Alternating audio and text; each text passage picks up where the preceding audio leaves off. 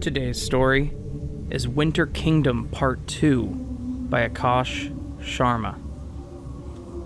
The winds of winter made their way through the ruthless winter land, burying the world in thick cloaks of snow. The white landscape stretched eternally, as did its vast emptiness.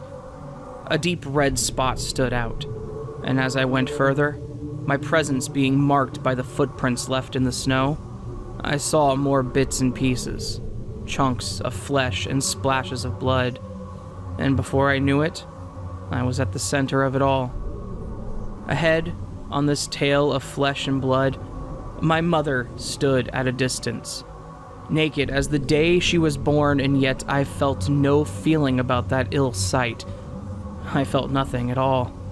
Her skin was pruned, and her body seemed slightly bloated. Her hair was damp, clinging to her head and neck. The hissing cold had not moved her. Unintelligible sounds of a radio or a television were right behind my ears, and even though I didn't look around, I somehow knew that I wouldn't find anything. It was coming from me. I was the source.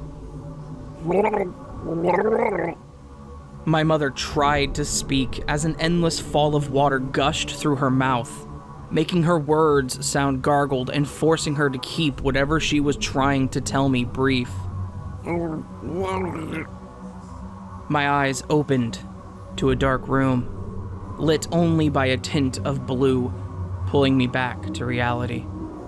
I reached across my bed to the bedside table for a glass of water. I was strangely calm. I stopped counting after the 7th time I had this exact same dream.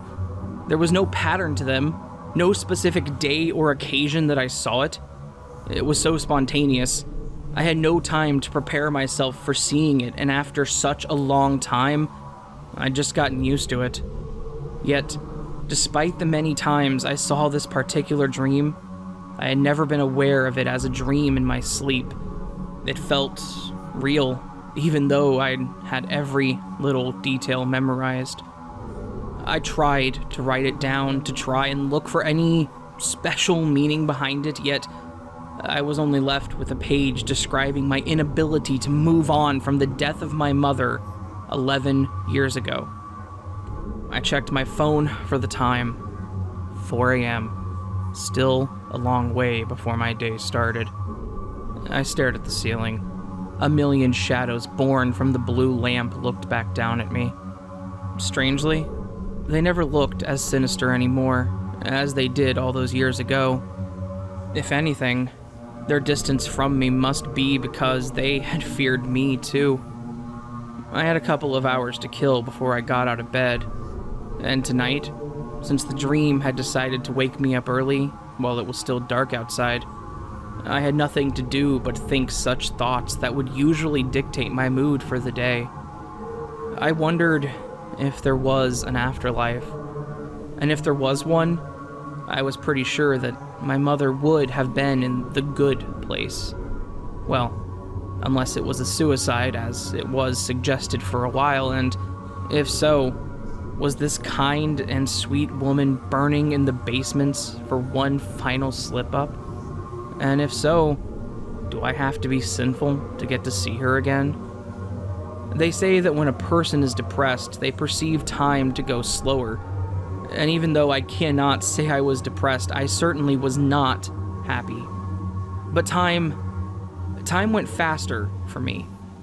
I felt like I was back in bed the instant I stepped out of it. I dreaded coming back home, and especially to bed, even though this was not the same house it all happened in.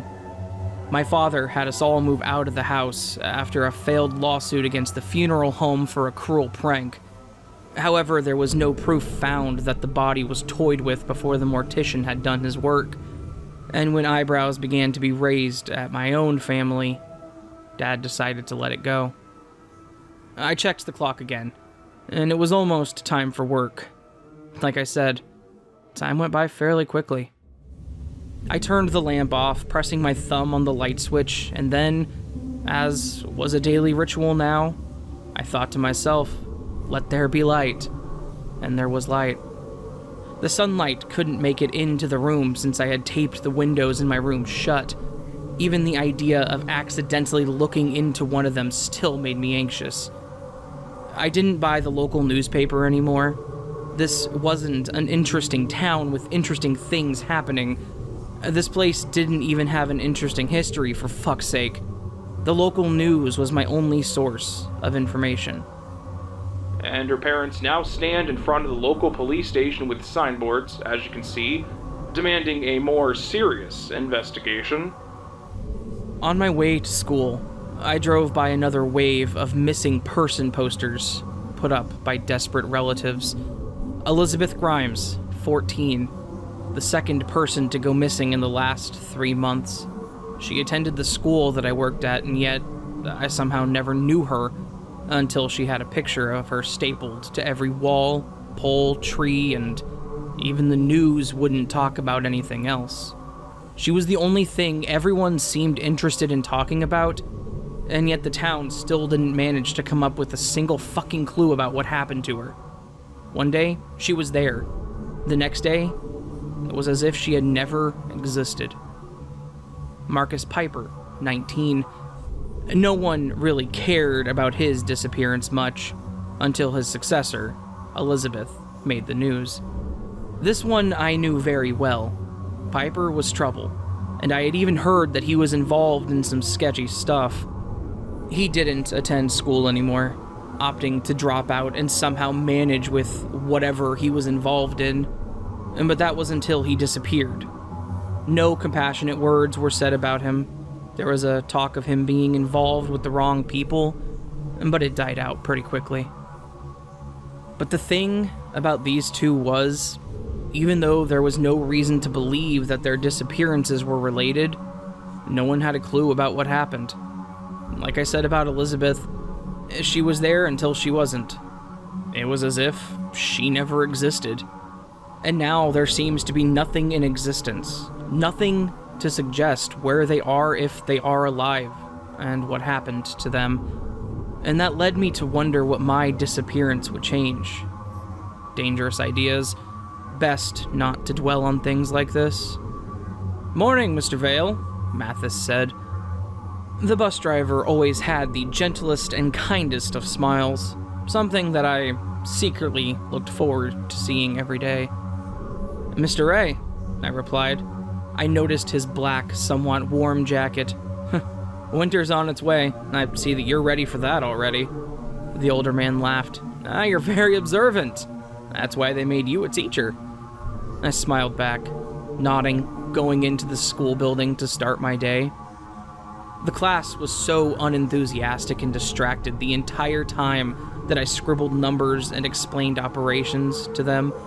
I felt like I might as well be teaching a graveyard, yet I knew yelling at them or even calling one of them out to give them a jolt they needed would only make them resent coming to class. Though I haven't been in prison, I'm pretty sure word gets around in schools much faster, and eventually, they would just hate the subject as much as me. And eventually, I'd had enough of the grave. Tired looks on everyone's faces. I went to my desk and slanted back to face the class. "Alright, well, I think that's plenty for today. I can't carry on with you guys looking like statues." I hadn't been with this batch for long, and I'm pretty sure most of them heard mixed things about me. If anyone has any questions, feel free to come up. And if you don't, just don't make a lot of noise. My time as a teacher had made me more observant when it came to people. The kids usually divided themselves into groups, and you could usually tell who belonged to which group based on where they sat. In the evening, instead of going home, I decided to spend the last day before the weekend elsewhere. My sister answered the door. Boy, she's almost as tall as me now, I thought. Her new dog, a rather large German shepherd, was by her side, wagging its tail and jumping at the smell of fresh food. Relieving me of the 2 large pizzas I carried, she led the way in, her dog following closely. I still hadn't gotten used to this place. The air of familiarity a home brings. This place certainly lacked. But then again, maybe it was so because I wasn't living here with them. Yet, seeing my family here made me feel otherwise. I ruffled her hair while she sat on the couch in front of a movie, a large slice in her hand. She slapped it away, said a few words with her mouth full, and I picked a box and went past her to the dining room. Dad sat at the head of the table. His eyes were focused through his glasses on a book placed on the table. We all found different ways to fill the emptiness after Mom passed. For my sister, it was her obsession with movies, and for my dad, it was his books. As for me, well, the dreams I had certainly filled that void. The author certainly has no clue how to write a good villain, my father said. Placing the box next to him, I took a seat. Well, hello, Dad. Well, he certainly had lived a comfortable life. The author. A person must really feel pain if he wants to write something menacing. He finally looked up at me, pushing his glasses away. Dan, how's the school? It's a mess, since the girl went missing. He nodded, still scanning me with his eyes. He did that often when he wanted to know more. Well, everyone's been so grim and everything is so gloomy. It's not really somewhere I could teach, I think. So you're gonna quit, No, I'm not gonna quit. You didn't let me finish. Let me tell you something, son. You still board up your windows? I... Don't lie to me, boy. I'll know. Trust me. I didn't have to tell him anything. He sighed, shaking his head. We've all been through a hard time. I know that. I was in a dark place for a long time after that happened. But it can't stay like this forever. Are you still afraid of cats, Dan? Well, Dad, it's Friday. Why don't... My dad looked at me with those cold eyes of his. I felt a chill build up inside of me. He opened his mouth to say something, and then he thought over it before he changed his mind. I don't even know why I bothered to come, I said, shifting my chair ready to leave. It's a wonder Ellen managed with you for so long. I clenched my fists. I felt bolder with everything I said. Ever since Mom died, you've made damn sure that I'm reminded of her absence in this house, because you're so cold and bloody distant all the time. I finished, my anger cooling down and my senses coming back. My father never said a word.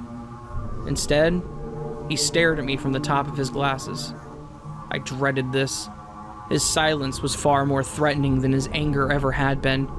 His face remained stoic and stern, as if he was carved right out of stone. Your mother, he said, never should have died. I breathed out, feeling a sudden heaviness in my chest, knowing exactly what he was talking about. I heard the splashing of the water all over again, and all of a sudden, I was the same 18-year-old kid standing in an empty, dark hallway, armed with only a light, and faced by a demon in the form of a naked old woman. My dad said, his eyes now down, sinking low under a weight of either guilt or regret. I'm sorry, Dan. I know you must have been... But the damage had been done. I stormed out of the room, passing along my sister, who rubbed her fingers with tissues, her head following my path. I sat in my car, leaning forward and gripping the wheel. My teeth gritted against themselves, and I felt the urge to scream rising up in my throat. A deep inhale later, I managed to bury it. No tears came. I had shed enough for that night, and probably for years to come as well. I was just angry. But I couldn't really tell at whom. My dad? Myself? It wasn't my dad who killed her, and it certainly wasn't me. But there was someone else who did it. But there was someone. Someone I saw do it. Something that wasn't bound by the laws of this world. Something my dad and sister never knew killed my mother. And if I was angry at her, what could I even do about it? I looked straight ahead, Shadows and shapes danced in the moonlight. Perhaps there was a cat somewhere, or worse, but everywhere I looked, I saw the old lady's shape, hiding just in the right spot so as to torment my sanity. Oh, fuck you, I muttered, trying to muster up courage. I felt tense, almost as if I was waiting on an answer. I wouldn't turn on the lights. My hands anxiously tapped on the dashboard, awaiting to put the shadows in the car away, and yet I waited. If I don't turn these lights on now, I win, I thought to myself. But win what?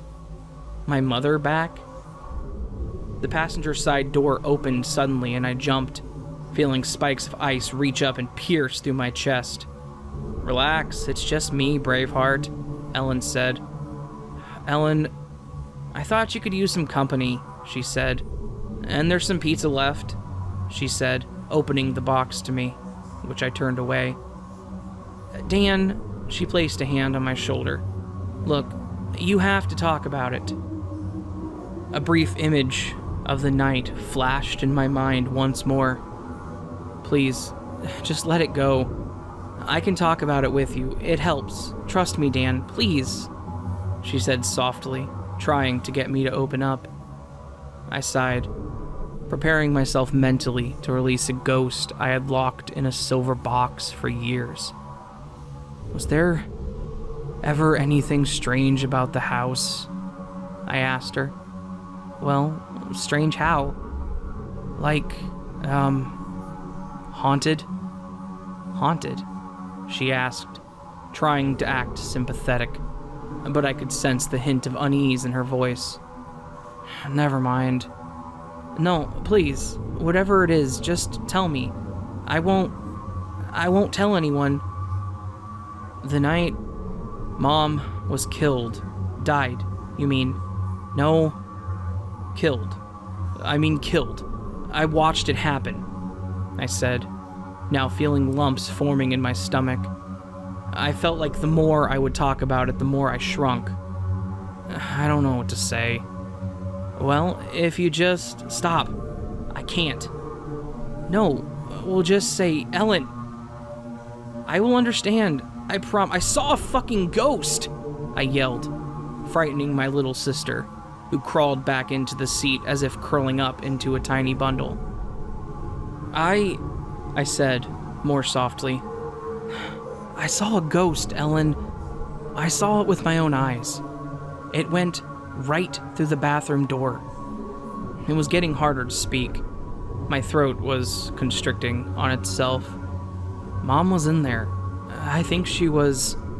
The haunting tune of the song my mother hummed that night came into my mind, and for a moment, I was sure I could actually hear it whispered right into my ear. I looked back, slowly, so as to not startle my sister. The poor girl was probably scared enough as it is. Mom was humming this... Some old song or something, I said, now looking right ahead. Her gaze felt a lot harder to face right now. I felt like her eyes were the lights of judgment, and I, a horrible sinner who had run out of lies. I saw this thing. I'd seen it before, too, once, but that night, it looked at me. I was debating whether to describe it to her or to keep it vague. It looked like an old woman. It went into the bathroom and I immediately heard Mom struggling. I felt warmth run down my cheek as a tear began to make its way. I couldn't stop it. I couldn't even fucking move. We sat in silence for a while. Mom knows I could have saved her. I think she does. I see her in my dreams sometimes. I turned to face her. Her eyebrows sunk low as if I'd been telling her that Dad had passed as well. Not that it would have been so bad anyway. Fuck. I immediately cursed myself for that thought. Well, you remember that story she told us? The story about the skeletons and... Yeah. In my dreams, she's in that place. Or at least what I imagined it to be like. She haunts me in my dreams, Ellen. She tells me things, choking with water, the exact same sounds I heard when she died. Ellen didn't say a word. She looked down, breathing deeply as if trying to fully comprehend the nightmare I had unloaded. Well, could it have been your imagination? No, I'm sure of that. That was the first time I'd admitted it. Sometimes, at night, when she visits me in my dreams, I don't know what she's trying to tell me. I don't know what could be worse, her blaming me for letting her die like a coward, or the fact that no matter what I do, I can't give her justice. How do you kill something that's already dead? I said in a low voice, almost a whisper. She stared ahead, frowning. I couldn't tell if she was holding back tears, and if she was doing a pretty good job of it. Without a word, she let herself out, and softly shut the door, walking around to the front of my car and then to my side, tapping softly on the window. I lowered it and she leaned in, using both of her hands to hold my head while she planted a kiss on my cheek. "Good night," she said, walking through the dark and reaching the well-lit porch of my dad's house. She turned to look at me one last time, but I'd already started on my way. The thoughts of the night haunted me the entire way home. Like a swarm of lost wraiths, they swam around me, testing my will and toying with my sanity. The old woman's hideous face came back to me as well. I tried to blink away the thoughts, and yet they wouldn't go away. They were persistent. My car came to a stop at the light. Straight was the way back home. And in the stillness of the night and the loneliness of the road, my personal ghosts clasped their hands together and danced in a circle around me. Every hair on my body stood up and a shiver ran down my spine. I thought, at a point, I heard the whisper of my mother's voice. I turned to the back seat, expecting nothing and finding nothing. Yet, I felt something, as if I wasn't alone anymore. Well, apart from the swarm of wraiths of my own making, there was a presence far more powerful. And there was some presence in the back seat, something that had been there when I wasn't looking. Just as my sister's presence slowly faded from the passenger seat, I felt another, fresher, something lurking in the back. I abruptly turned my car left on the fortunately idle road and rode left. There was no way in hell these things were going home with me. I knew that the left turn wasn't an accident. The spirits hurried behind me, following my path, unaware of the place that I was taking them. Or maybe they were aware, and that's what had got them so excited. I felt more shivers run down my back. I breathed out a tiny mist. The car got colder as I got close. No one would be here at this hour. Perfect. Yet it was also probably the most horrifying thing I had decided to do. The house wasn't sold. No one bought it after the news of my mother's death spread, and especially after the horror at the funeral. Come on, let's take you back home. I stepped through the door, which barely posed any resistance anymore, and into the darkness of my own place of torment, ready to face my own personal hell and the demon that lived in it.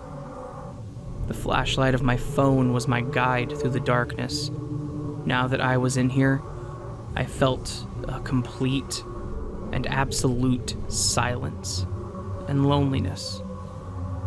I told myself that I was the house itself. I was everything in the house, from attic to basement. I was devoid of any residence, save for rats, bugs, and terrible graffiti on the wall, poorly drawn swastikas and the number 666 making more appearances than any other. How original. The stairs creaked as I went up, and then, before I could take the final step, I paused. That corner. Now, the 1,000 arms of fear held me in an ugly embrace.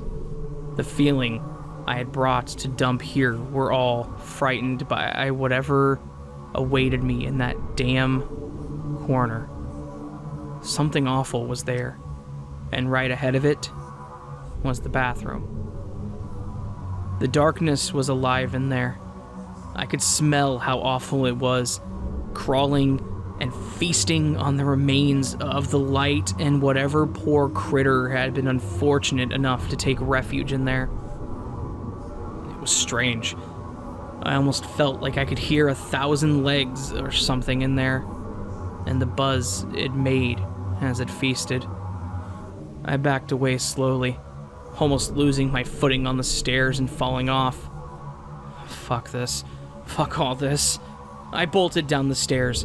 I felt an enormous pair of jaws open behind me, hissing as the dark tried to claim me as well, but I stumbled out of the house in time, spotting my car right ahead of me.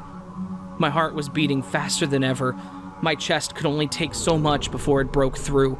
It hammered and banged, and I felt the pain of true fear, a pain I hadn't experienced in a while as I made my way to my car, crashing into someone and almost falling face first onto the ground.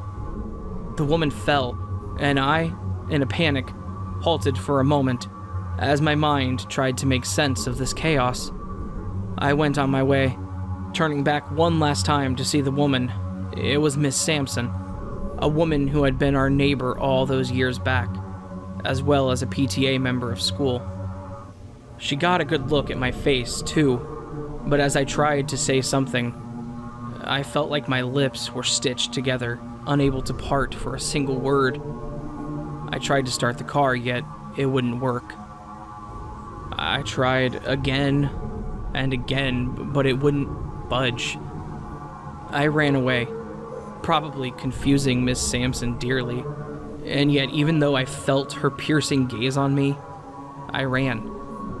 And I ran, and I ran. I knew a place in this neighborhood, somewhere I could feel safe for a while, somewhere I wouldn't be alone.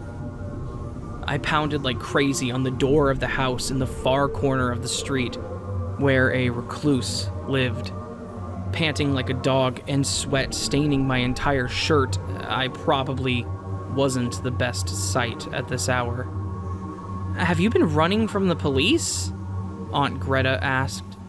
I walked in and tossed my shoes aside, making my place on the couch, ensuring to face away from that treacherous window that started all of this.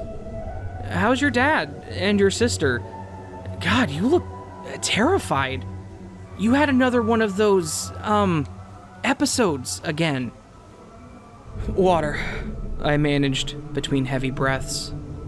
And suddenly, I didn't feel her existence in the room with me anymore either. My legs and knees couldn't take all that running, and now they were making it known by throbbing wildly. Aunt Greta handed me a cold glass of water, moisture spreading like moss around the glass, and as I drank, I thought I would pass out from holding my breath for so long. "Are you okay?" she asked. "I'm tired." "Well, you can stay the night, but I have to work early." I nodded in understanding, though I doubted if she worked out of the house at all. I assured her that the couch would do well, and with that, she left me to my peace, going indoors into her room and to be alone again. I was alone with the lights on, and I knew that sleep would not come to me easy that night. I shook my body a bit, feeling uneasy at the thought of crawling legs. I unwillingly imagined all of those tingling feet on me, slowly devouring me up too. I dimmed the lights and turned the television on in her living room, placed the same way it had ever been. She wasn't one for renovation. In fact, I really don't know what she did with most of her time. At Mom's funeral, she had come up at the very end when the horrifying discovery had already been made. She didn't seem one for comforting, but she sat with my sister's head in her arms as she cried, while her brother, my dad, had an outburst. Most late-night television was boring as hell, so I sat there, aimlessly changing the channels, with the volume low to the point of unintelligibility, so as to not disturb my aunt. I curled up on the couch, hoping that sleep would take me unaware and I would wake to light and a day less gloomy. And then, when the television failed to grab my attention, a thought came to my mind. This is the place where two of my greatest fears had been conceived. I could still do what I had intended to do when I drove to the house, and here, I was in a safe place. I wasn't in complete darkness, and so I truly had nothing much to fear, did I? Just a look, and I can pat myself on the back.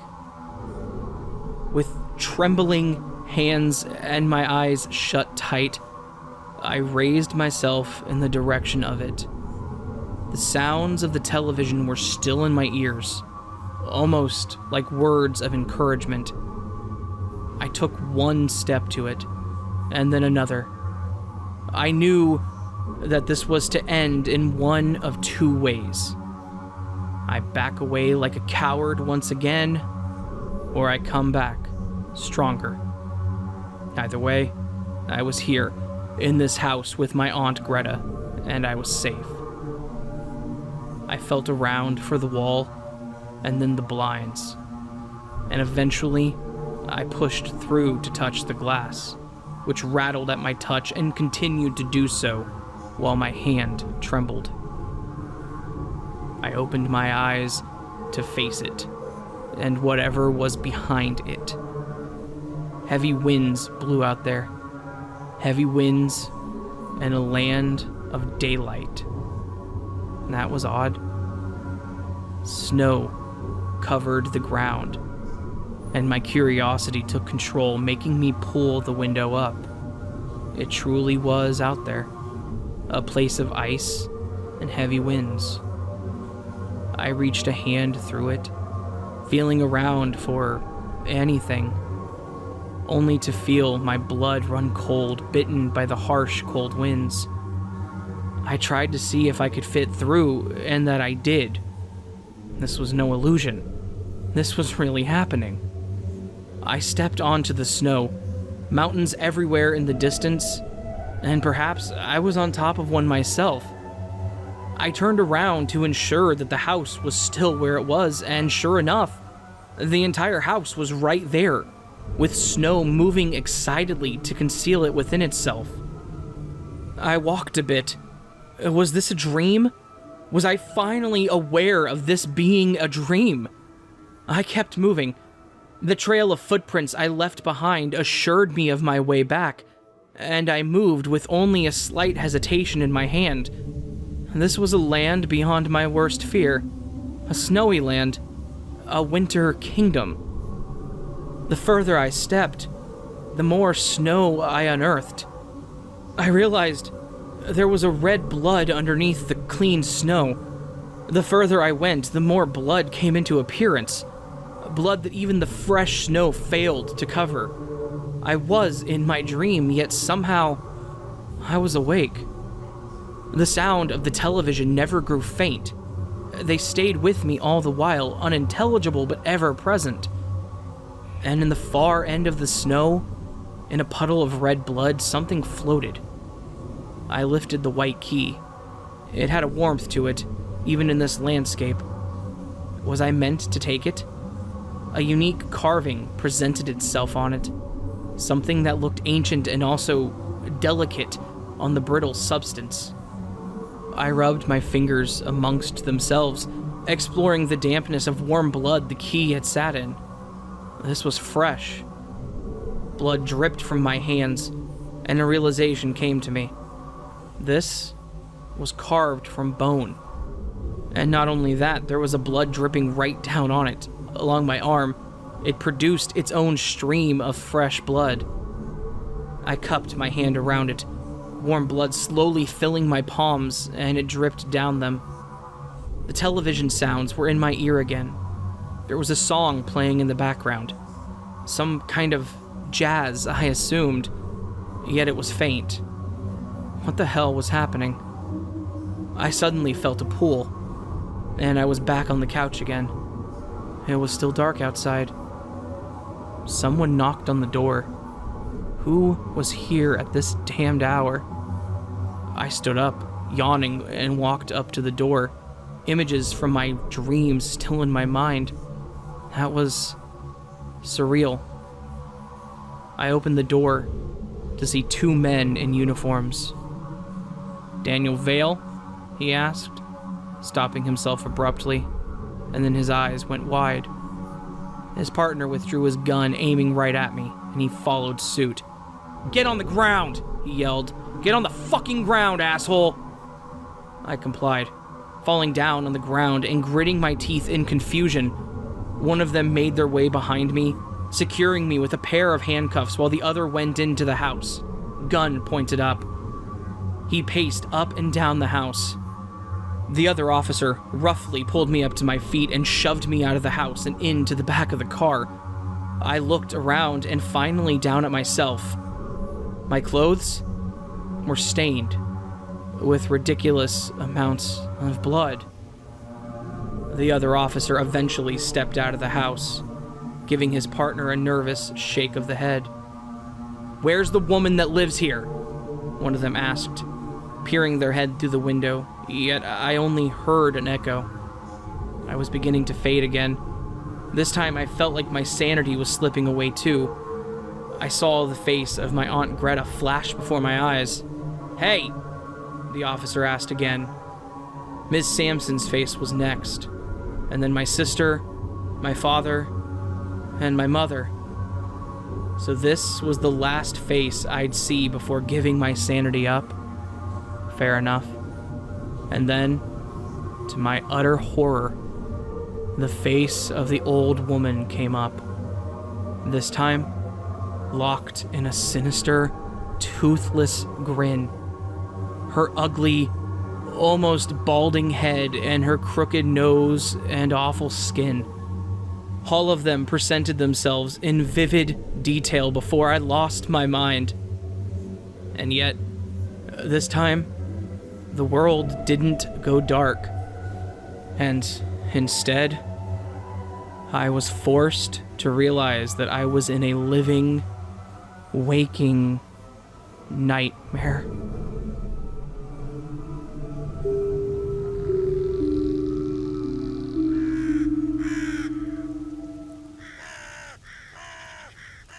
Hey there, friends. I hope you appreciated and enjoyed this video.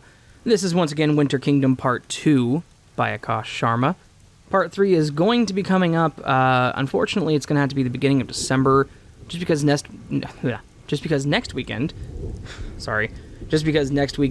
I have something special coming up. So look forward to that. But again, we will be covering the rest of this story very soon. So, if you did enjoy this and would like more like this, please do follow the channel by subscribing, hitting that bell icon, go into any of my social media pages, etc. You can also support through Patreon or Coffee, all optional, all appreciated. And yeah, until the next video, I just want to say that I love you all and I hope you have a beautiful day. Alright, that's all. So, again, see you in the next video, but until then, sleep well.